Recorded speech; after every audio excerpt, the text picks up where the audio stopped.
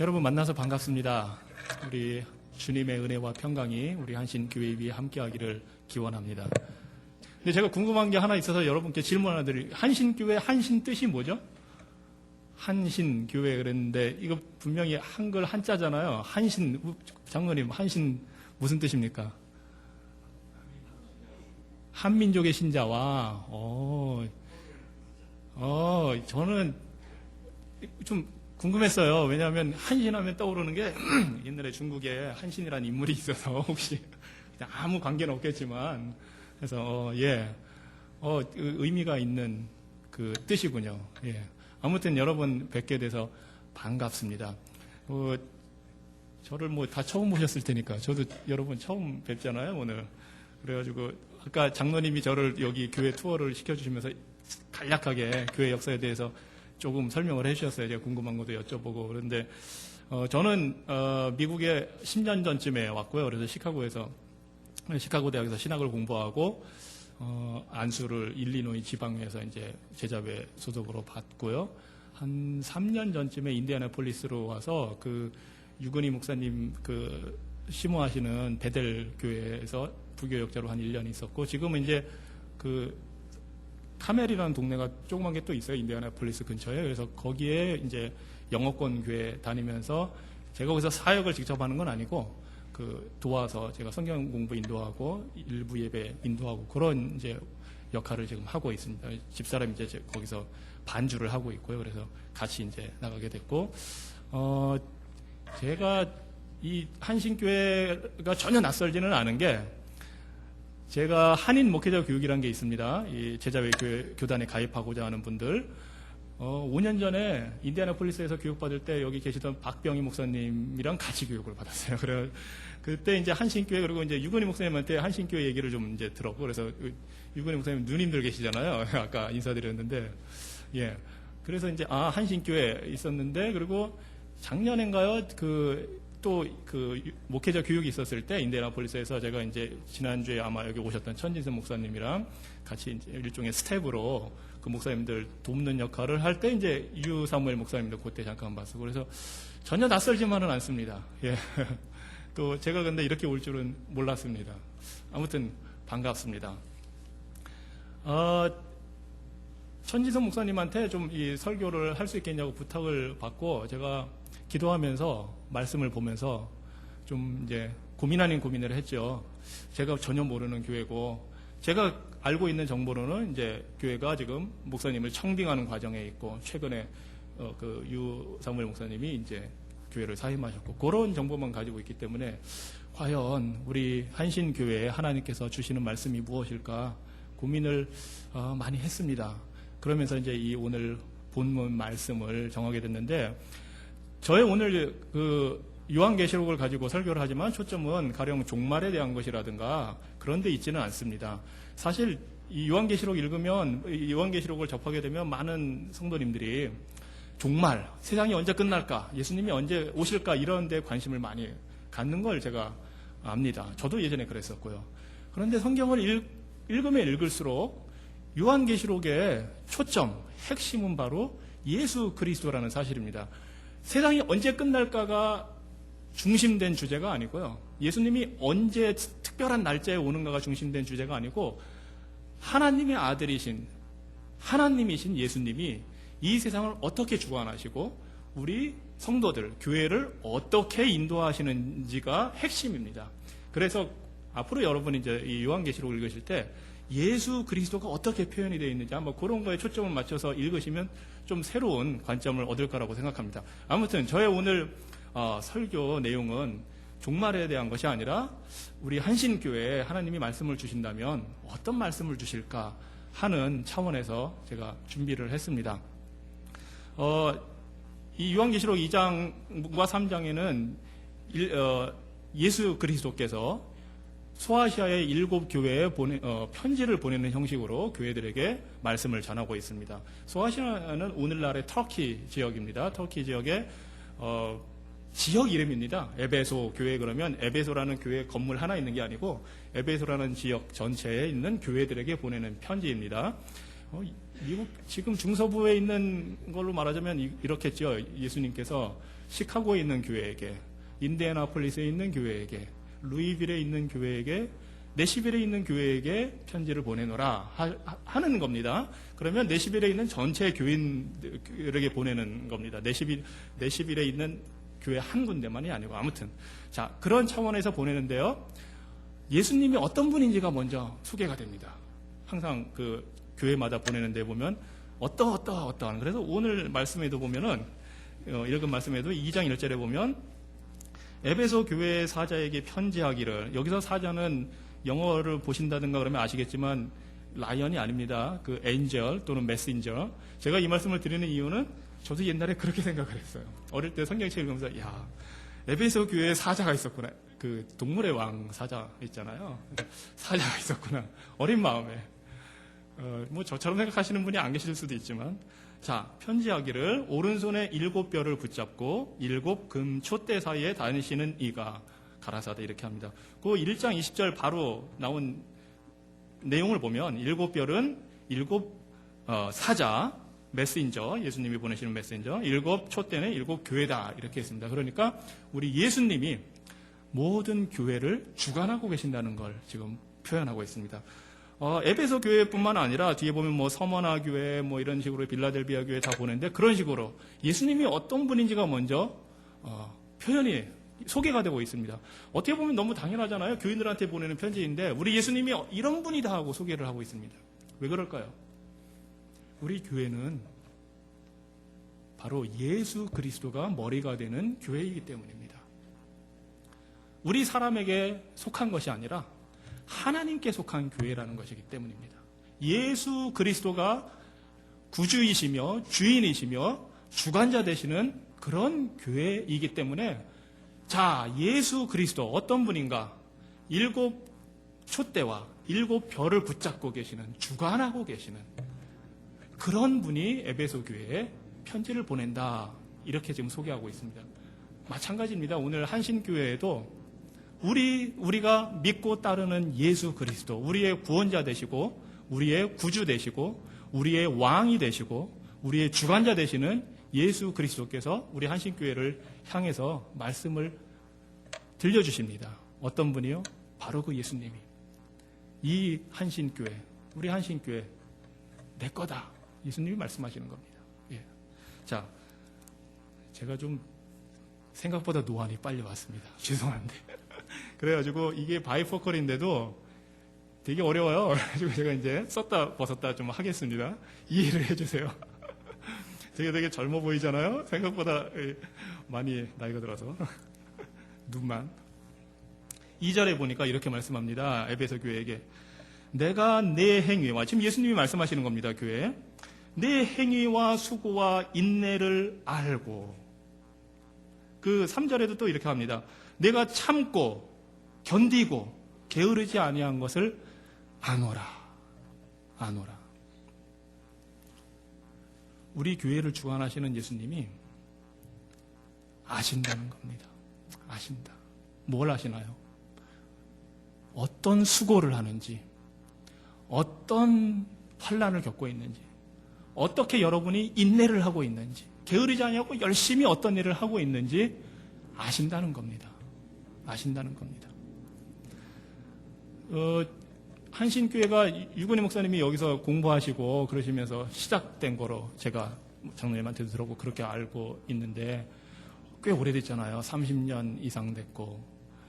이 한 교회가 30년, 40년 되는 거 정말 사실은 쉽지 않은 일입니다. 자연스럽게 될 것 같지만 그냥 저절로 되는 게 아니고 많은 분들의 수고와 인내와 땀과 눈물과 기도가 있었기 때문에 지금 이 자리까지 오게 되는 겁니다. 물론 굉장히 잘 될 때도 있습니다. 부흥하고 막 몇십 명씩 더 수백 명 모일 때도 있고, 업스 앤 다운스가 있는 거잖아요. 잘 안 돼서 뭔가 아픔도 있고, 교회에 헤어짐도 있고 분쟁도 있을 수 있고, 그 모든 일이 30년 이상 되는 교회에 있을 수 있습니다. 충분히. 그런데 그 모든 과정 속에서 지금 앉아 계신 여러분들은 수고와 인내와 눈물로 여기까지 왔다는 것을 우리 주님이 아신다는 겁니다. 아신다는 겁니다. 저는 PK라고 합니다. 영어로 Pastor's Kid. 좋은 면도 있고 별로 안 좋은 면도 있는데 보통 PK라고 그냥 미국 그 영어권에서 얘기하면은 약간 뭐 Principal's Kid, 뭐 Pastor's Kid 해가지고 별로 약간 그런 게 있는데 어릴 때부터 아버지가 목회하는 걸 보면서 자랐기 때문에 교회가 어떻게 말하자면 돌아가는지 어떤 수고와 어떤 노력이 있는지 잘 압니다. 매주 모여서 당연하게 하는 것 같지만 우리 집사님이 사회 보시지만 사실 쉬운 거 아닙니다. 예? 매주 나와서 이거 한다는 거 쉽지 않습니다. 사실 목회자는 당연히 해야 될 일이지만 쉽지 않습니다. 물론 평신도 지도자들이 같이 참여한다는 면에서 의미 있고 좋은 일인데 그게 그렇게 쉬운 것만은 아닙니다. 심적으로도 부담되고 이런 예배를 준비하기 위해서 성가대로 연습을 하고 찬양팀 준비하고 하는 거 수고와 노력이 들어가는 일입니다. 또 한인교회는 식사 매주 하잖아요. 그렇죠? 한신교회도 있겠죠? 기대하고 있습니다. 식사하는 거 보통 일 아닙니다. 저는 한국에서 왔으니까 한국적인 전통에서 남자들이 안 도와줍니다.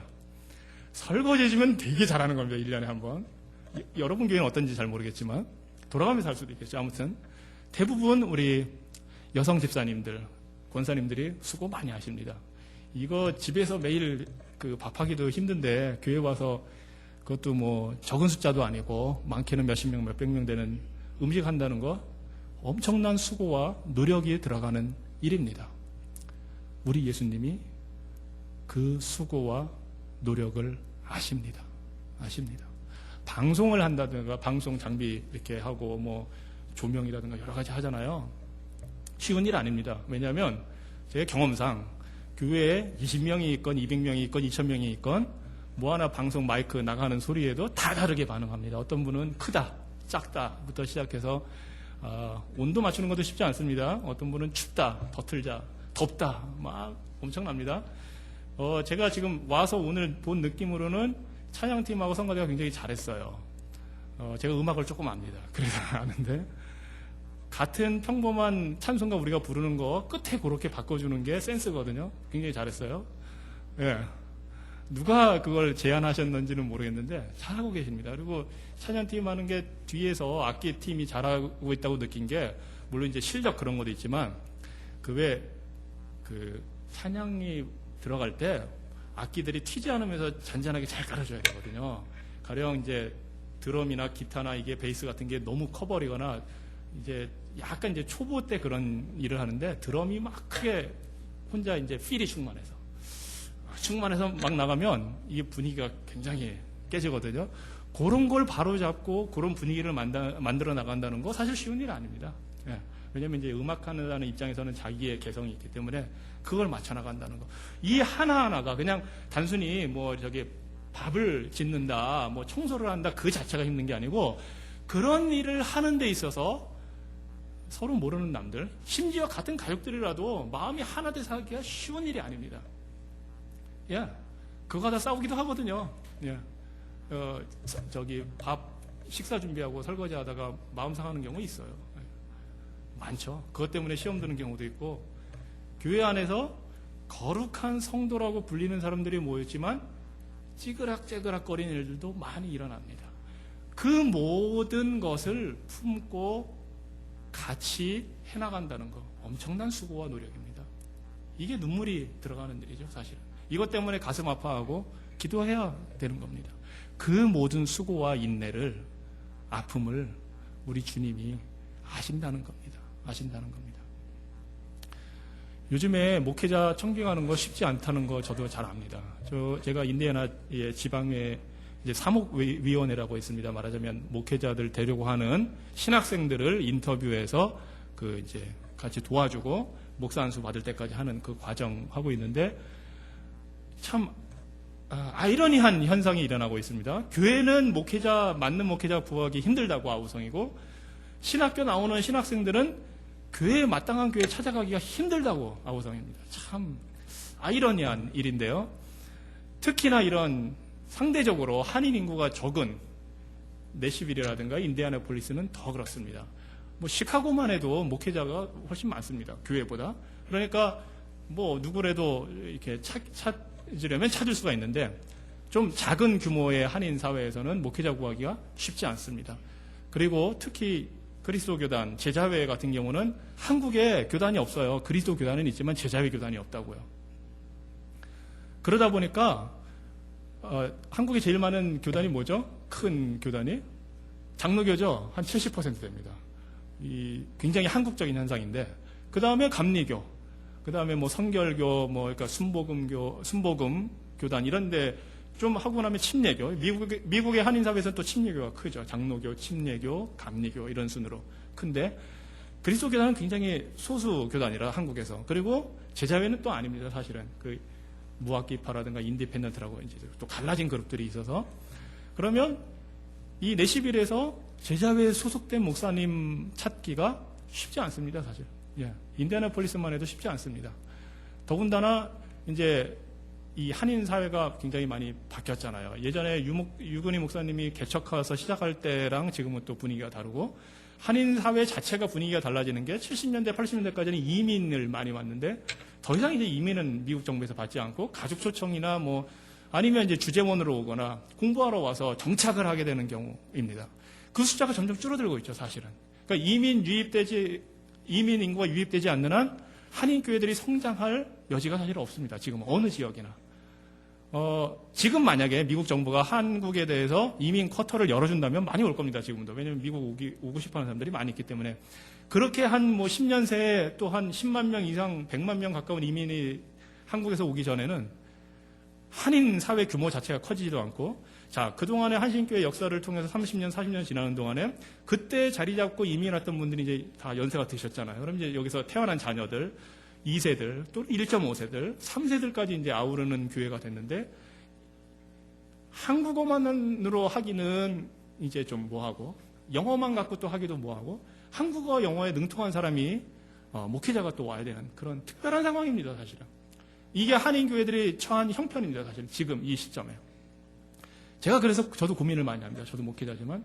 제가 10년 전에 왔으니까 제 영어가 10년 미국에서 산 사람의 수준이라고 보시면 됩니다. 예. 뭐 제가 갑자기 10년 전에 왔는데 여기서 30년 사람만큼 잘한다? 굉장히 언어 감각이 좋거나, 뭐 한국에서 나름대로 공부는 했죠. 근데 스피킹을 안 했잖아요. 제가 영어 처음 배운 거 중학교 1학년 때였는데 I am Tom부터 배웠습니다. 이런 거 아시나 모르겠는데 I am Tom, 재밌는 건 그 다음 문장이 I am a boy였어요. 제가 그때는 몰라서 열심히 배웠으니까 미국 와서 딱 보니까 탐은 다 남자인데, 탐이 I am a boy 말한다는 게 이거는 성 정체성과 관련된 거 아니면은 되게, 근데 그런 영어를 배웠다고요. 그런 영어를 배우고 와서 How are you? Fine, thank you를 알고 왔는데 What's up 하는 얘기를 듣는 순간에 이 요즘 말로 하면 멘붕이라고 하죠. 이게 젊은이들이 한국에서 쓰는 용어입니다. 혹시 그게 이상한 말이 아니고 그런 현상을 겪었어요. 물론 이제 뭐 문법 같은 거 열심히 하잖아요. 한국 사람들 문법 잘합니다. 그 리딩도 잘하고 해서 막 뭐 이코노미스트지다 뭐 별거 다 보고 왔는데 말을 하려니까 안 돼요. 10년 동안 열심히 고생하고 있죠, 지금. 아무튼 저는 10년 정도 산 사람만큼 영어를 하는 겁니다. 열심히 노력해야죠. 그런 제가 교회마다 원하는 거는 한국어도 잘하고, 그래서 이 노인분들 세대를 잘 이해할 수 있어야 되고, 영어도 잘해서 2세, 3세들과 소통이 잘 돼야 되는데 쉽지 않죠. 그런 거 잘하는 분들은 대부분 큰 교회에서 자리 잡고 있습니다, 사실은. 예. 거기에 EM 파트로 들어가면 되니까. 큰 교회에 부목사로 들어가면 되니까. 이게 우리의 현실입니다. 이 현실 속에서 수고하고 눈물 흘리고 고생하는, 여기에 고생이라는 표현 없지만 사실은 그 표현이 맞습니다. 고생하는 우리 한신교회 성도님들을, 그 사정을 우리 주님이 아신다는 겁니다. 아신다는 겁니다. 제가 무슨 정답이 있습니다 말씀드리면 좋겠지만 정답은 없습니다, 사실. 한 가지 제가 생각해 본 건, 제일 좋은 거는 여러분 자녀 중에서 목회자가 나와야 됩니다. 여러분 자녀 중에서. 여기서 태어난 2세, 한국말도 배우고 한국 문화도 계속 집에서 배우고, 그런 자녀들이 목회자가 돼서 이 지역사회에서 정착을 해서, 신학교 공부는 뭐 다른 데 가서 할 수도 있지만 경험 어느 정도 하고 20대 열심히 공부하고 경험한 다음에 30대 정도 와서 부모님 세대와 같이 소통하면서 여기에서 자리 잡아야 됩니다. 그게 가장 좋은 방법입니다, 사실은. 그거는 교단에 상관없이 이 테네시면 테네시 이 지역에서 내시빌이면 내시빌 지역에서 한인교회 뭐 10개, 20개 있을 수도 있잖아요. 그럼 그 교회 성도들의 자녀들 중에 최소한 교단별로 한 명씩은 목회자를 길러내야 됩니다. 그렇게 해야 이게 유지되고 뿌리를 내리고 세대는 바뀌어도 이제 영어권으로 넘어가고 3세 여기서 태어난 3세, 4세를 가더라도 다민족까지 포용할 수 있는 역량이 갖춰지는데 그렇지 않은 상태에서 한글, 영어 잘하는 사람 붙잡는다는 거 쉽지 않습니다. 쉽지 않습니다. 이게 우리의 현실입니다. 사실은. 그래서 고민을 하게 되는 거죠. 그래서 고민을 하게 되는 겁니다. 그리고 제가 아까도 말씀드렸지만 한국에 제자회 교단이 없기 때문에 제자회 그리스도 교단에 대해서 아는 분들이 거의 없어요. 저도 몰랐어요. 저도 장로교에서 자랐기 때문에. 한국은 장로교 세상입니다. 다 장로교예요. 그냥 장로교가 또 갈라져서 많은 것뿐이지. 그러다 보니까 그리스도 교단이 있다는 건 여기 와서 저도 알았어요. 더군다나 그리스도 교단도 이게 역사적으로 좀 갈라졌기 때문에 제자회는 미국에만 있는 교단이지 한국에 없는 교단이기 때문에 한국에 있는 교인들이 미국에 왔을 때 여기 제자회 교단 가야지 이런 사람 없어요. 정말 전도를 받거나 누구 아는 사람 통해서 어떤 관계 속에서 오게 되거나 전혀 모르는 상태에서 그냥 내가 예수 믿어야겠다 아니면 교회라는 데를 가볼까 해서 오게 될 확률이 더 많습니다. 사실은 그런 아픔이 사실은 있어요. 한국에서 작은 교단이다 보니까 이런 사정을 우리 예수님이 아신다는 겁니다. 아신다는 겁니다. 저는 개인적으로 이런 생각을 하고 있어요. 사실은 하나님 나라에서는 궁극적으로 교단은 다 없어져야 돼요. 그렇죠? 이 세상에서 있을 때는 교단은 있어야죠. 인종도 있고 다 있는 것처럼 있는데 예수님이 정말 오실 때 이 세상의 심판자요 주권자로 오셔서 모든 믿는 사람을 다 주님이 불러주실 때는 교단을 따져서 불러주지 않으셔요. 그런 예수님이 그런 주권적인 역사를 하시는 분이 우리의 현 상황을 잘 알고 계셔요. 그러니까 우리가 지금 이 힘들고 아프고 어려운 시기에 낙심될 수밖에 없죠. 이 목회자를 청빙한다는 일이 쉬운 일이 아니기 때문에. 그리고 목회자가 있다가 사임을 하게 되면 이게 꼭 어떤 나쁜 의도가 들어가 있고 그런 걸 떠나서 이 교회에 안 좋은 영향을 끼칠 수밖에 없습니다. 쉽게 말해서 아주 잘 사임을 좋게 한다 하더라도 안 좋은 영향을 줄 수밖에 없어요. 분명히 그런 요소가 있다고요. 그 외에 스트레스 측정하는 거에 가령 자식이 죽었을 때 가장 스트레스가 높은 거고 받는 그 아픔, 고통, 부모 입장에서 또 배우자가 사별했을 때 받는 고통이 크지만 그런 스트레스 지수 중에 높은 위치에 있는 거 하나가 결혼이에요. 결혼은 좋은 일이잖아요. 그런데도 그 좋은 일을 하는 데 있어서도 뭔가 스트레스가 쌓인다고요. 그게 우리 살아가는 모습이거든요. 아무리 좋게 헤어져도 아픔이 있고 안 좋은 영향이 미치는데 살다 보면 이런저런 이유들로 헤어질 수 있거든요. 그럴 때 당연히 아프죠. 예. 이거 뭐 그렇다고 어디 가서 막 말할 수도 없잖아요. 교회 창피하게 어디 가서. 예. 이런 사정, 이런 아픔. 우리 성도들은 다른 길 없습니다. 그냥 주님 앞에 가서 아시지요 할 수밖에 없습니다. 주님 아시지요. 주님 아시지요. 아신다고 하셨잖아요. 예. 우리 하나님, 우리 주님은 보시고 아시는, 들으시는 분입니다. 옛날에 이스라엘 백성이 애굽에서 노예 생활하면서 못 살겠습니다 막 한탄할 때 그때 성경 말씀에 뭐라고 나오냐면 하나님께서 여호와 하나님이 어떤 고통을 당하는지 보시고 그 신음소리를 들으시고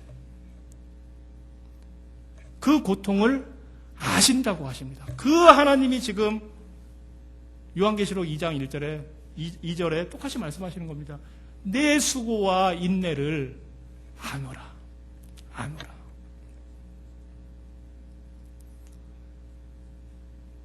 참 교회에 여러 가지 원하는 것과 비전이 있고 이루고자 하는 게 있고 누구나 부응하고 싶고 그런 마음 다 있는 거 압니다. 그게 쉽게 되지 않는다는 것도 압니다. 그리고 지금 우리가 처한 현실을 보면 더군다나 데시빌의 한인 인구가 정확하게 얼마인지 제가 모르겠습니다. 인디애나폴리스 약 3, 4천 명 봅니다. 한인 인구. 여기도 뭐 그렇게 많지 않을 것 같은데 거기에 교파별로 교회 하나씩 자리 잡고 있고 다른 교회에 다니는 사람을 데려오면 안 되잖아요. 그거는 뭐 그분이 구태여 오겠다면 모르지만 그러면 안 믿는 사람 전도해서 데려와야 되는데 한인 커뮤니티가 아주 밀집해서 모여 있으면 또 가능성이 좀 많은데 그게 아니고 다 흩어져서 살고 그럼 결국은 여러분이 만나는 삶의 현장에서 그분들 관계 속에서 정말 수고와 인내로 봉사하고 섬기면서 교회로 인도를 해야 되는데 정말 쉽지 않은 일입니다. 쉽지 않은 일입니다. 여러분들이 그 역할을 30년, 40년 지금 해오시고 계신 거고 앞으로도 쉽지 않은 길을 가시게 될 겁니다. 청빙하는 과정도 쉽지 않을 거고 사실은 얼마나 더 걸릴지도 모르고요. 누가 오실지도 또 모르는 일입니다. 그 과정, 어려운 과정, 힘든 과정을 우리 주님 바라보고 해야 되는 겁니다. 그 사정을 아시는 우리 주님 바라보고 해야 되는 겁니다.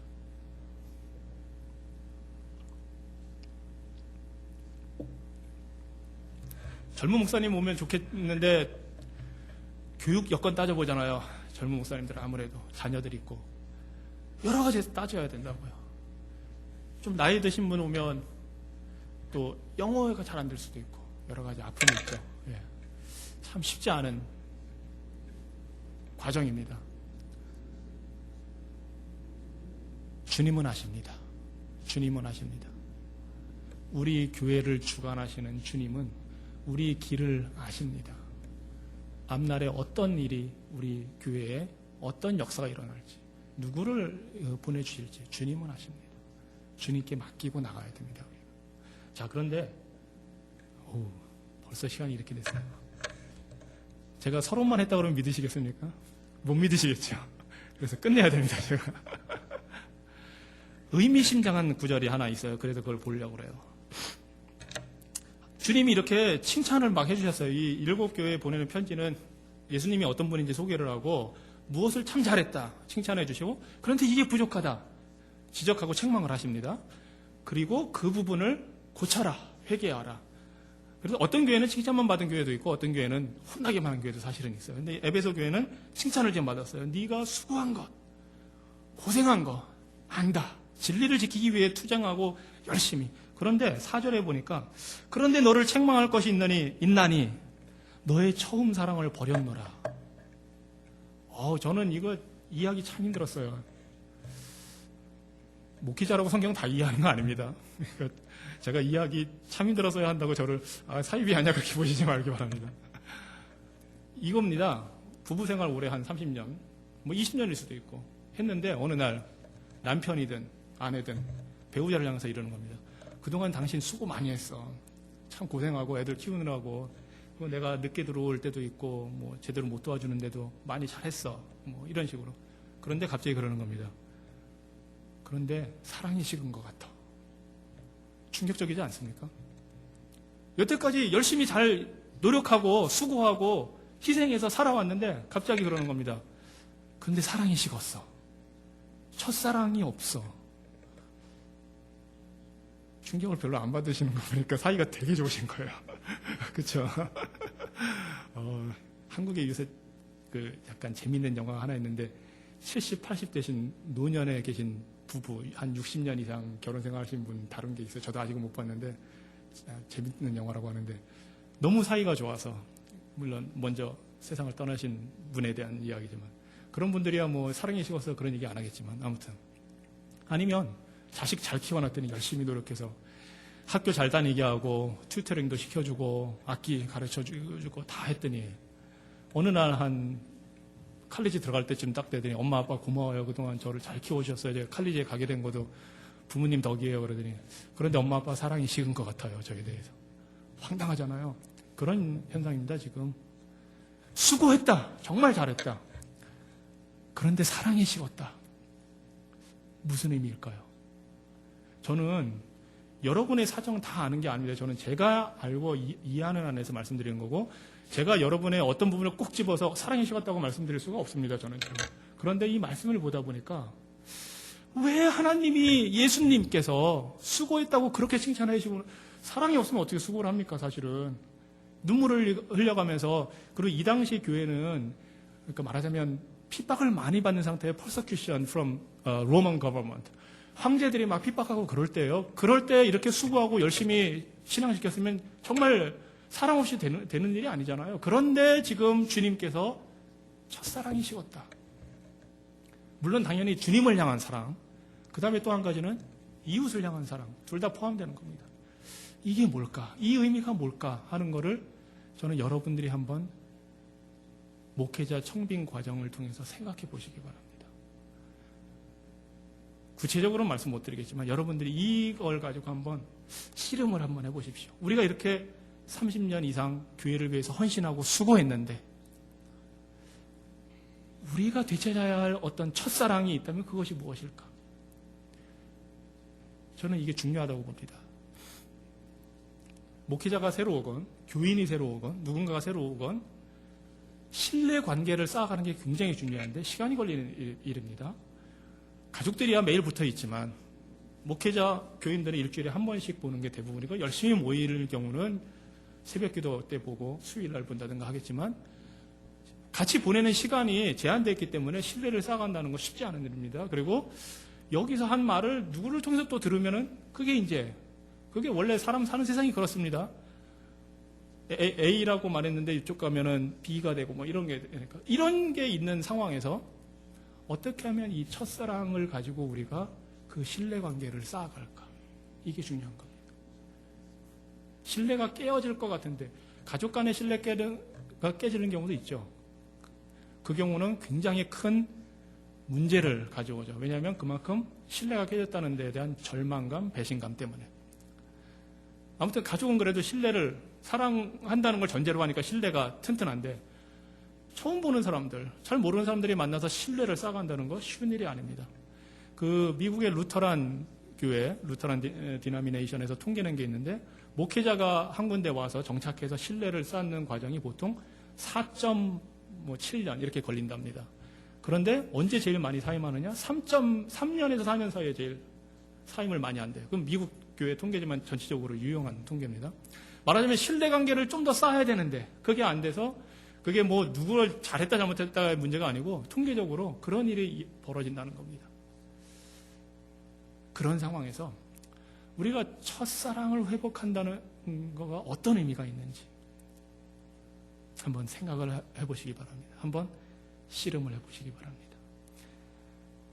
수고와 인내를 하고 고생을 했는데 첫사랑이 없어서 책망을 듣는다면 황당하고 슬픈 일입니다. 저도 사실 두렵습니다.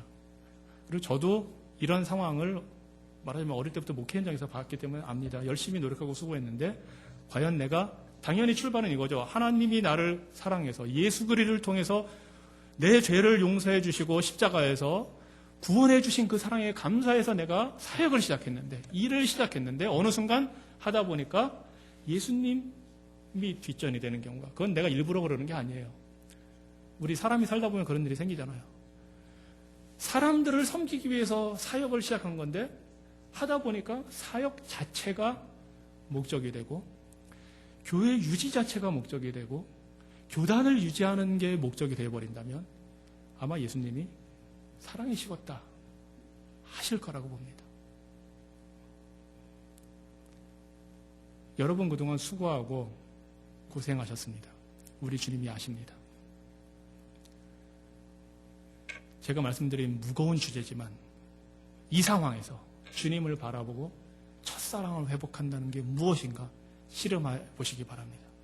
그럴 때에 7절에서 말씀하시는 대로 이기는 그에게는 하나님의 낙원에 있는 생명나무의 과실을 주어 먹게 하리라. 하나님 나라의 영원한 생명의 삶을 누리게 하신다는 겁니다. 우리는 원래 그 영원한 생명의 삶을 누리도록 구원받은 사람들입니다. 그것을 확실하게 누리는 방법, 지금까지 수고한 그 수고와 눈물과 인내를 가지고 첫사랑을 되새겨 보시기 바랍니다. 기도하겠습니다. 주님, 주님의 사랑에 참 감사합니다. 하나님을 알지도 못하고 죄로 인해 영원히 죽을 수밖에 없는 우리를 사랑하셔서 예수 그리스도의 십자가 보혈의 공로로 말미암아 하나님 자녀 삼아 주시고 하나님 나라의 백성 되게 해주시고 주의 교회의 지체가 되어 수고와 인내와 노력으로 선한 일을 지금까지 하게 하시니 감사합니다. 우리의 수고를 아시는 주님 감사합니다. 주님, 이제 우리가 우리를 향하신 주님의 그 사랑, 첫사랑을 회복하라는 말씀을 가지고 인내하며 수고하며 나가기를 원하오니 우리의 모든 형편과 사정을 아시는 주님께서 위로하시고 힘주시고 지혜 주시고 능력 주셔서 우리 한신교회가 이 청빙 과정을 통해서 앞으로 하나님 나라의 역사를 이루어가기에 부족함이 없도록 인도하여 주시옵소서. 예수님 이름으로 기도합니다. 아멘.